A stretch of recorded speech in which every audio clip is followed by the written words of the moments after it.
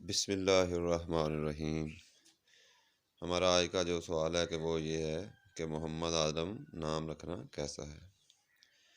جائز ہے کیونکہ نبی کریم صلی اللہ علیہ وسلم نے اپنا نام اقدس اور انبیاء اسلام کے ناموں پر نام رکھنے کی تعلیم فرمائی ہے۔ بخاری شریف میں ہے کتاب العلم کہ نبی پاک صلی اللہ علیہ وسلم سے حضرت ابو ہریرہ رضی اللہ تعالیٰ عنہ روایت کرتے ہیں کہ نبی پاک صلی اللہ علیہ وسلم نے ارشاد فرمایا، میرے نام پر نام رکھو اور میری کنیت پر کنیت نہ رکھو۔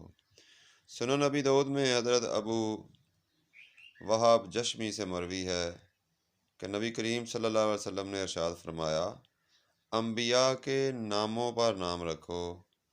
اعلیٰ حضرت امام احمد رضا خان تحریر فرماتے ہیں کہ علی جان محمد جان کا جواز تو ظاہر کہ اصلی نام علی و محمد ہے،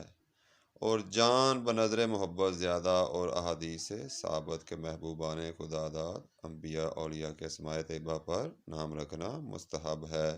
جبکہ ان کے مخصوص